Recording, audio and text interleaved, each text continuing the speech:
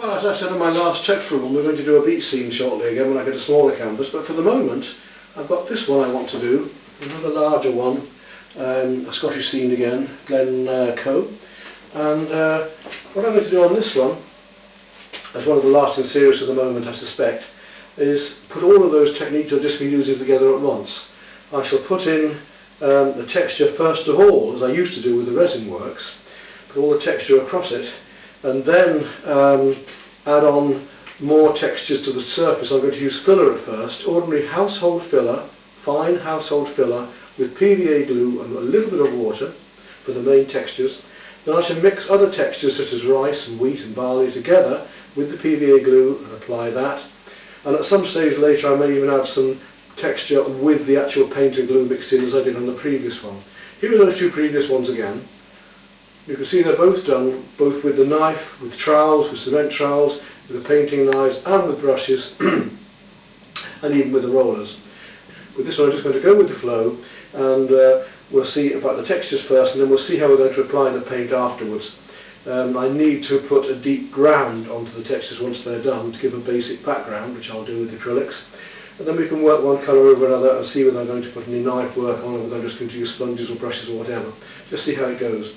Again, another fun one, another nice, large, moody, contemporary, semi-contemporary piece before we go back to painting more figurative pieces again. What I'm going to do first of all is just scale up the drawing to my usual quarters and eighths, if I need the eighths, just so I know where things are going on here before I even put the texture on. So I'll do that with this canvas. I really would love to work on a much larger scale. I'd like to do a really big one of these, but it's just not viable at the moment, both financially and for space. Right, so looking at this then, we've got a line coming up here, which is at that point on here.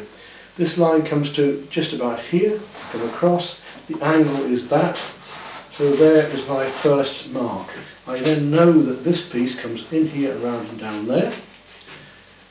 So it's easy enough to start to get, it comes right the way across here. Now if I come across to this side, I've got one dark piece coming in here, it comes down at an angle. I've got another one coming in just above here. And that one comes down a lovely arc. And it comes off just below halfway here. Middle of it just about here. And the height of it is about a third of the way up here. So that's where the top of that mountain comes. And we know it's going to come from there, so up through here, just below, third of the way down halfway here.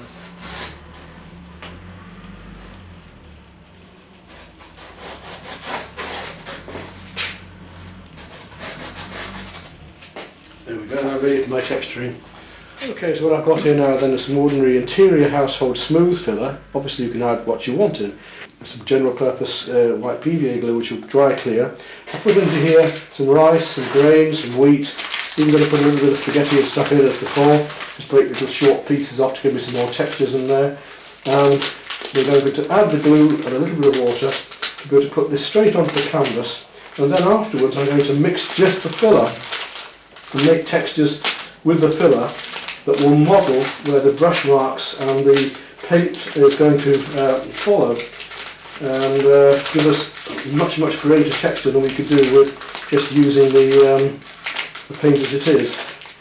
I mean, obviously yes, we could add textures, we could add a textural medium to the paint, but that's quite expensive, and this way it's a very inexpensive and more versatile way, I feel. So it's for you to choose from and explore, experiment with. So we'll do that on this. So there we are, there's my basic textures in there. Now we need plenty of glue in there, which I didn't need any filler at all at this stage. Just the glue at this stage. Plenty of that to really bind it together. It might not even need any water, we'll see, but we do need it to be binding very well onto the canvas.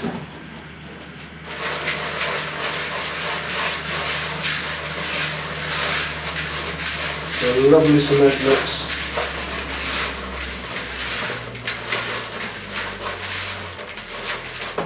A bit more then. and this will actually not only hold it together and bind it, make a lovely smooth texture to paint on, it will actually stick it to the canvas as well. And right at the bottom, making sure it's all mixed up. We can dry this off with the hairdryer to make it a bit quicker. If you want to put a little bit of water in, just a touch is okay, but this should be enough. Now I'm going to put a little bit more glue just to make it really stick, really transparent, and that should do the job. There we go, that's lovely look.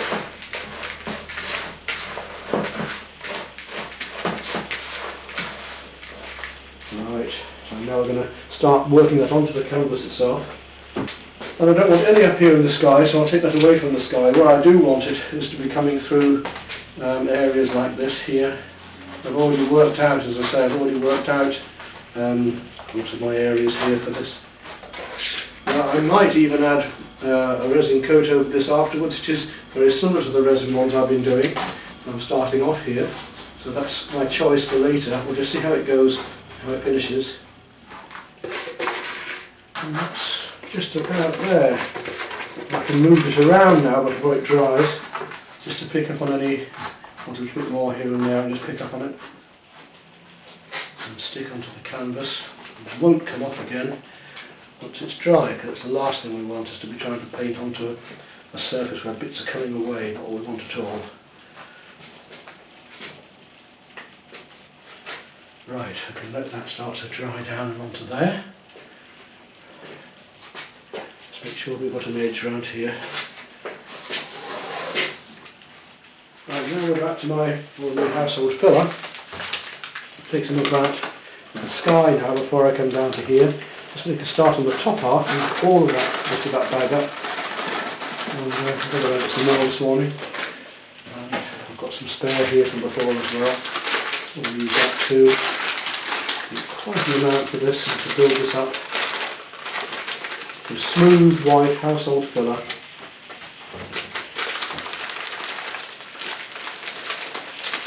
Just keep a little bit spare for emergency, just to get the mixture right. And again, into that add some glue, because the filler itself will be quite brittle, and I want this glue to make it more adhesive and more plastic. Into that we're going to need a little bit of water, so we'll just put some water over and start to mix that in, a little bit at a time, don't do too much at a time. Need some more glue in there yet. You don't want it too solid, it won't stick, and too wet and it'll just slime everywhere, so just got to get this right. Now if you're not quite, this is why I left a little bit of extra powder, because if you make it a little bit too wet, it's a little bit wet, that is quite nice, but I want it a little bit drier than that. So now that little bit of powder that I kept back for emergencies, you just add a bit of that until it's just how you want it. It doesn't take much to make it drier, you see, but that's a much nicer mix now. You can just pick it up and drop it in there. It's a little bit more solid, but it will still stick well. So that's the mixture I wanted, and I needed that little bit of extra powder held back. Right, now a lot of this work I can do with my hand. It's right fun to work with your hands, as it is with finger painting. So we're going to get this canvas coated now with my fingers and start to get a lovely swirly sky. And that gives me a smooth swirly mark. Remember, I can use painting knives with this. By coming down here, we've got much more of a textural area happening through the mountain here. It goes right through here. And again, I'm just going to bring that right the way through, fairly smoothly at the moment. You'll be surprised how much of this material I'm going to need. And when I come to this area here, I'm going to smooth it down a bit, so I know where I am as much as anything else. Make sure that you leave an edge right through here, like that, smoothing it down. And the same there, but I'm going to go that direction, so I know where I am on the mountain side for the moment. And I want to start getting some the textures here now. I'm going to smooth that through here. And textures here, I'm going to start stippling with my fingers and bringing this up into textures. It's like the stucco effect that we were getting the other day, but with a roller right through here, up into there, against where it starts to get smooth again. And we'll bring up this lovely bit of mountain. Look at that bit there again, that's it. Plenty of paste on there to build this mountain up.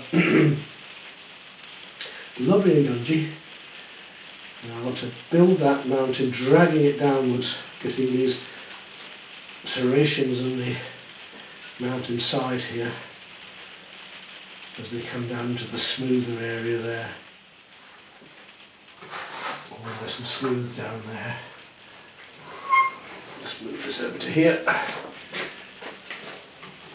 Just do the smooth bit of sky first then, just here. Edges there. That's it now. Just going to go back to this mountain over here. We've got another mountain to build up. It's in low relief here, and it goes just behind this one, so it'll come right down into there. Right up like that. And it'll stick on really well there. Bring that mountain down here. Lovely way to work, fun way to work, as large as you like, and it saves so much money on some of these very expensive fillers I've seen, body materials, and make it come out a bit more there. And here again we've got the smoother area which is stuck over to the side. It comes down, get into those trees, pine trees coming up there. We're just dragging my finger up and through there. There we go. To build my wee house down here. But the sky there is just about done. I haven't needed to use a painting knife at all. I've been able to use my fingers so far for all of it. Well, I've been out shopping for a couple of hours and come back, and this is now drying out quite well. It's not completely hard, but it's staying on there at least.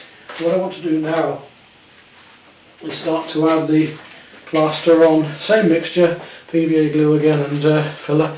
I'll start adding it on in between these areas of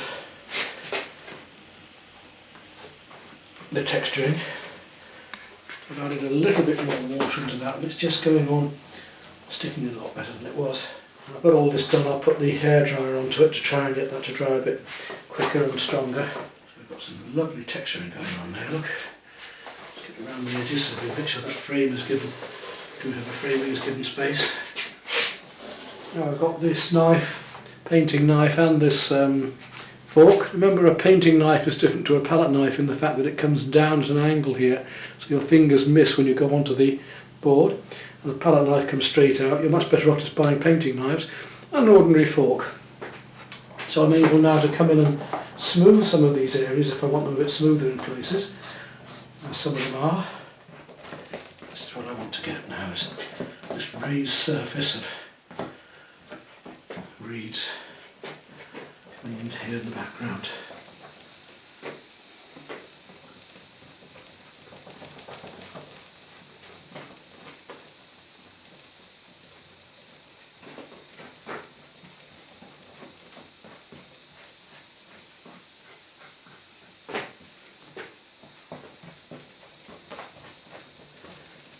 You have a job doing this with just textured paint. It could be done, but as I say, we're going to use all these different techniques today on this one to give you a much better idea. Some things that you can try yourselves.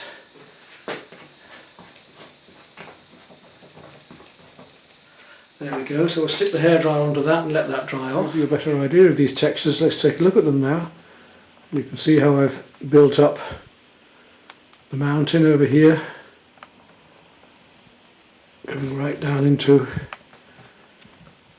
the foreground. So we've got all the mountain right around here, and the sky swirling there, and the mist coming through here right down into the little house which is down here, and then we'll come back and down into the foreground here, and you can see where I've been texturing with the fork to give the grasses, as well as using all of this grain and so on. So there we are. Next to be to put the coloured ground onto that. Right, this texturing is now dry. I put it onto the central heating for the afternoon, and I think this evening I'll just put the base coat onto this. And the base coat that I want is, I'm going to use a mid turquoise green blue here, quite a dark one, just to go through the background here. Work this very deep, lovely, rich alizarin brown down into the base here before I start putting colours over the top. Right, this is the colour that I want to use for the background of my mountain here. I'm not going to use black this time. I'm going to use one of the deeper colours that's just glowing through the background here, which is a sort of green and purple and blue mix. Get it right back into here so that it glows through the shadows when I put the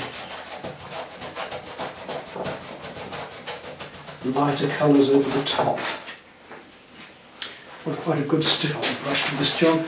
I'm going to get it right into these cracks. We don't want any white showing at all at the end of this. So that's got the background of that done for the very dark colours that are going to glow through from the mountain. I'm just going to take some lighter turquoise now and add it over the top here. Then it's going to go through a bit lighter there. Just scumble that over the top to get these different effects. So I'm going to put lighter over this afterwards, so this is just a base coat. Right down here. I want to get all of this white canvas before I can really move on. Let's see, that's green coming up to here, that's purple there, that comes through there. Start to see the texture starting to work even now. But these aren't the fully correct colours yet. To get those sorted out. Get these colours right as an undercoat. Into that blue. This is the beauty of working this way. You can work one colour over another. It's right up through there. Just a moment. Just get this worked out. Now, put stronger turquoise, the yellow turquoise going on all the way down.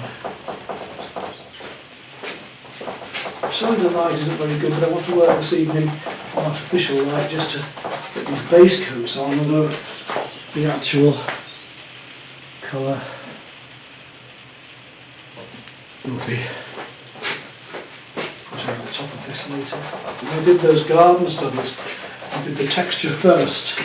You'll notice that I talked about Monet then, and how he used this technique, very advanced for his day in commercial art, which is what he was doing as well. Some paintings, he was building up these textures like this, and putting a ground over as I'm doing now, and working over the top to make it look very complicated, whereas in fact it was quite well worked out methodically first of all. So that's got to come right round there. That's a mountain size, there you go. Now I've got to come down to these warmer areas here. Got other colours to work in, but yep. I've put colours over this, as I say. It's not finished by any means. Just base coats. Putting this on an artificial light, so I won't really know my true colours until the morning, but I'm now near enough to. So what I'm going to add now is alizarin crimson with a bit of deep green, and put that on as a base. Plenty of water, and I've got to cover the whole of this lot with that, to then put lighter colours over the top afterwards, so it's quite important, this one. Not going to be that easy, it's a very warm colour. It's going to take a lot of paint and a lot of coating. Which is why I sometimes do black over something like this and then work colour over the top. And I want this to glow a bit more, so I'm quite happy to use this colour. So I'm using a Viridian green and a alizarin crimson to really make a dark but warm colour to coat the whole of this over here. Right, well that's put the base coats on now then. I'll just let that dry off and I'll be able to put it up on the easel and start to actually work up full coats of bright colours one over another, and do some of this white that's showing through here and there. What I can see I haven't quite finished. See it in daylight, and use the knife work and all sorts of other things we're going to have fun with later. But tomorrow I have a couple of youngsters painting with me, but I'll have to wait until Monday now. Well, here we are back this morning after last night's work. Got the students coming over later on, but I'll do a bit more now. What I've done is painted the undercolours a bit darker under here, and I want to start bringing the colours over the surface more freshly, using heavier paint, and we'll see if we can start to bring out the effect we want of this. So I'm going to start with my painting knife here. I've ordered this shape, which I found rather nice. It's so versatile, you can do a lot with it. And what colour do I want first? I'm going to start bringing a very light cream.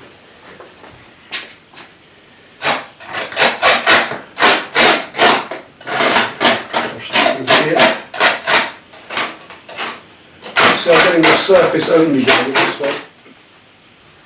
Let's see what that does. The roller, the brushes, rollers, whatever we need, we'll use. Yes, that's nice, so that's got a better effect coming, a bit more pink, a bit more purple.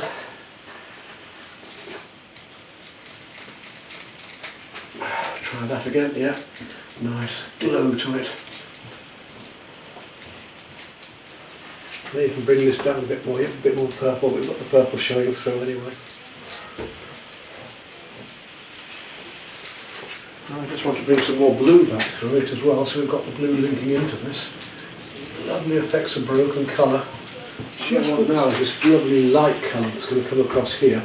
I'll try that with a knife first and maybe just bring the roller over it afterwards. And it wants to be a very light cream to yellow. I've got lemon in there again.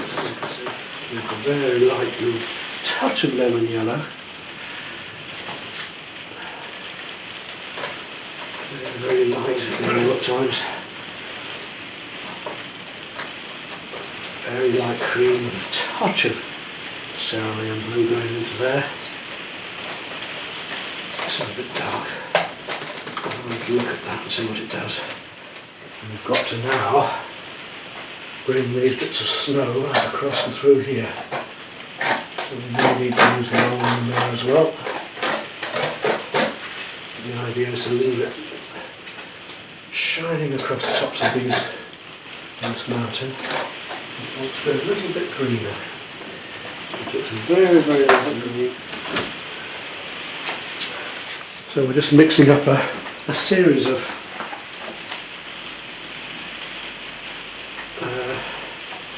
light blues and greens here to use over the mountains. Let's roll that through and see what we get. Should be a nice cool pink coming through here now. I need to just bring across this.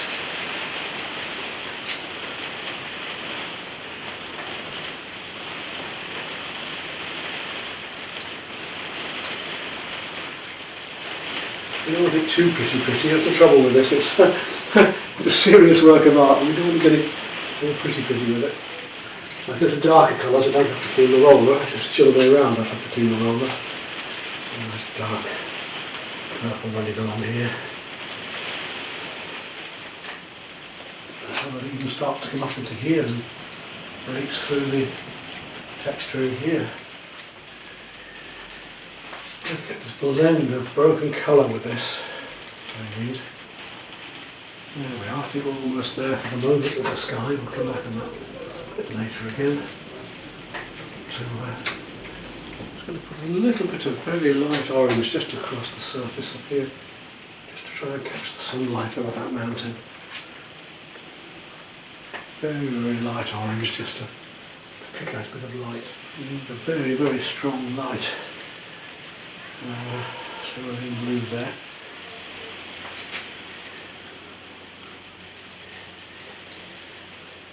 I'm going to work our way down, I think, now. I'm going to do it up there. I'm just going to use my brush to get into some of these recesses here and pick out a couple of the purples. I'm just finishing off the work on the sky now, doing a little more of the cerulean blue down here. Right, I want to start working down through here. I need my brush first though, because I need to work a bit of purple down into that isn't there at the moment. I want purple blue, and so it's a little bit of magenta and some ultramarine, I reckon. Let's see what happens. It's a bit darker than that. That's more like it. More blue in it. So I need to get some water and same colour on my brush there. Alizarin. Get in here and get rid of these horrible little bits of white that are still showing that I thought I got rid of earlier and I haven't. Very difficult to see it at night. I still haven't got rid of all these bits of white yet that I've got to do. Come back to those because I know they were boring me, but I've got to do them. All the wind's blowing outside, but at least there's some sunshine today.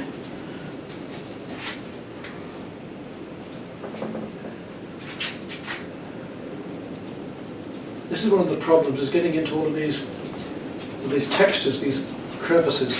If we actually were to mix the textures with paint, it would take an awful lot of paint, we would be better off. And that's, we wouldn't have any of these whites showing. But unusual greeny golds in here too, that I've got to try and find. That's down here, that's up here. Some beautiful colours going on in here with these warm and cool blues and turquoises. I'm going to go back on some of them to darken them down again as well, because put too much. And that is another problem with this, the colours are tending to sink. So brings me back to music again and how I feel music and painting are so akin because of texture and keys, high and low. And this is partly because the colours do keep sinking. They put them on and they have to go on again and again and again.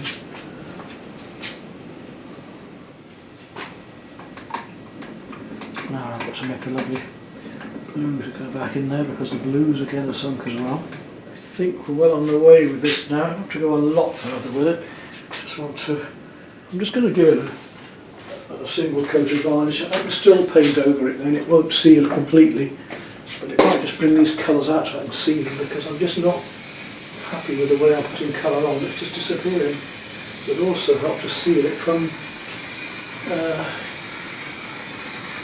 sinking like this as well. The varnish actually is a water-based one, so I can still actually work into it while I'm in need of doing that at the moment. So I just want to bring out these pinks and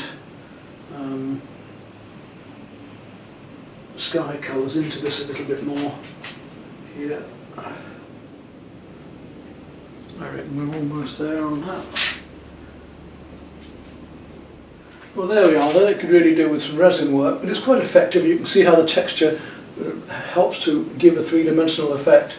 With resin over it as well, it would be even nicer, more like ceramics. I want to give it another couple of coats of varnish yet to really get a nice gloss to it and feel to it. Let's have a closer look at the textures then. Go right into those mountains and you can really see how that texture is built up there. Through slab-like down to the building below. Even the building is built up down into these textures right down through with the fork and with the fingers and the knife, we get back to there again.